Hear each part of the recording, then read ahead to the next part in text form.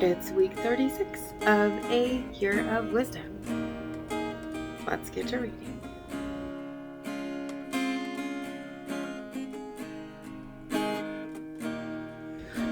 Day 246. Job 3. After this, Job opened his mouth and cursed the day of his birth. And this is what he said. May the day of my birth perish, and the night it was said, a boy is conceived. If only that day had turned to darkness. May God above disregard it, may no light shine upon it. May darkness and gloom reclaim it, and a cloud settle over it. May the blackness of the day overwhelm it. If only the darkness had taken that night away. May it not appear among the days of the year. May it never be entered into any of the months. Behold, may that night be barren. May no joyful voice come into it. May it be cursed by those who curse the day, those prepared to rouse Leviathan. May its morning stars grow dark. May it wait in vain for daylight. May it not see the breaking of dawn. For that night did not shut the doors of the womb to hide the sorrow from my eyes. Why did I not perish at birth? Why did I not die as I came from the womb? Why were the knees there to receive me and breasts that I should be nursed? For now I would be lying down in peace, I would be asleep and at rest, with kings and counselors of the earth, who built for themselves cities now in ruins, or with princes who had gold, who filled their houses with silver. Or why was I not hidden like a stillborn child, like an infant who never sees daylight? There the wicked cease from raging, and there the weary find rest. The captives enjoy their ease, they do not hear the voice of the oppressor. Both small and great are there, and the slave is freed from his master. Why is light given to the miserable and life to the bitter of soul, who long for death that does not come, and search for it like hidden treasure, who rejoice and greatly exult when they can find the grave? Why is life given to a man whose way is hidden, whom God has hedged in?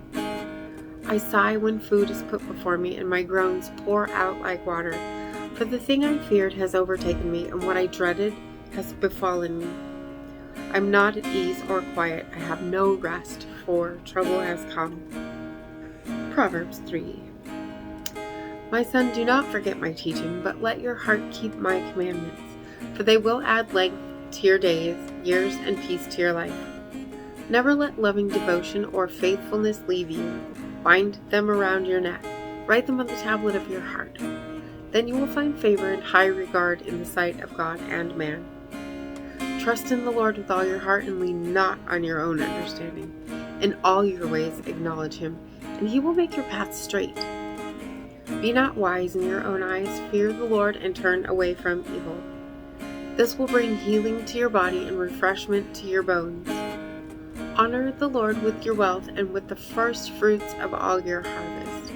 Then your barns will be filled with plenty, and your vats will overflow with new wine. My son, do not reject the discipline of the Lord, and do not loathe his rebuke. For the Lord disciplines the one he loves, as does a father the son in whom he delights.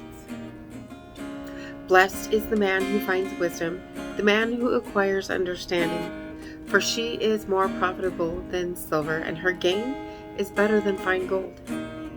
She is more precious than rubies. Nothing you desire compares with her. Long life is in her right hand. In her left hand are riches and honor.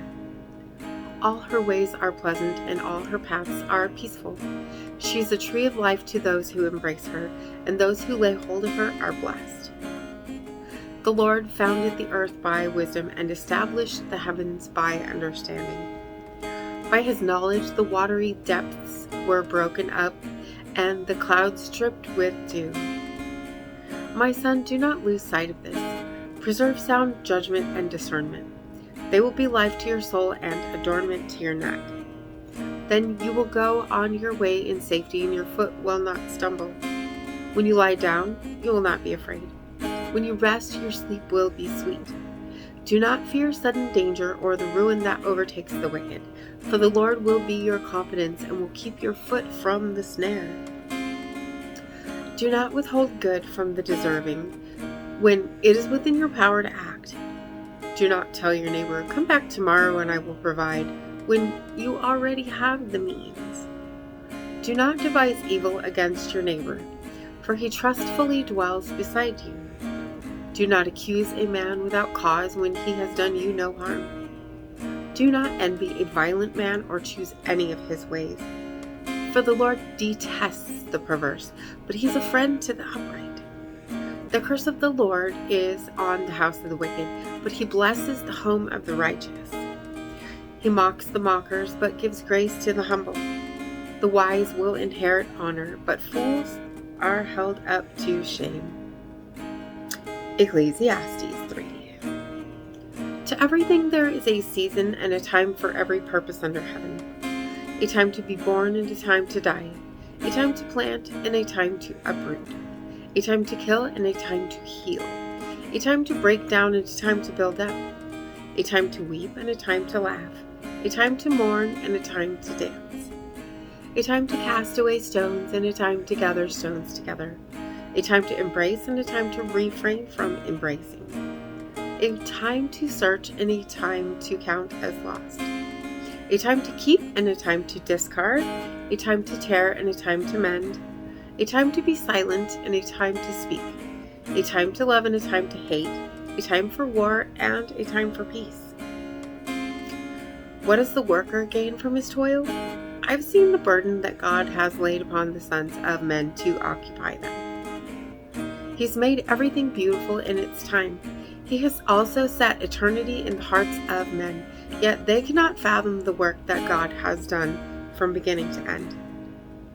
I know that there is nothing better for them than to rejoice and do good while they live, and also that every man should eat and drink and find satisfaction in all his labor. This is the gift of God. I know that everything God does endures forever. Nothing can be added to it or taken from it. God does it so that they should fear him. What exists has already been, and what will be has already been. For God will call to account what has passed. Furthermore, I saw under the sun that in the place of judgment there's wickedness, and in the place of righteousness there's wickedness. I said in my heart, God will judge the righteous and the wicked, since there is a time for every activity and every deed. I said to myself, as for the sons of men, God tests them so that they may see for themselves that they are but beasts. For the fates of both men and beasts are the same. As one dies, so dies the other. They all have the same breath. Man has no advantage over the animals, since everything is futile. All go to one place, all come from the dust, and all return to dust. Who knows if the spirit of man rises upward and the spirit of the animal descends into the earth? I've seen that there is nothing better for a man than to enjoy his work, because that is his lot. For who can bring him to see what will come after him? And, as always, thank you so much for being here today. If you haven't already, hit the subscribe button right there, and click the bell if you want to get notifications, and hit that like button too. And I will see you tomorrow. Standing at the crossroads, Mariners. I'm lost without a clue. I need a big pink neon sign to show me what to do. I thank you, Lord. It glorifies you when you're the only answer. I praise you, Lord, for holding what's too much for me. And I'm amazed by you, Lord, because nothing's too big and nothing's too small to lay at your feet.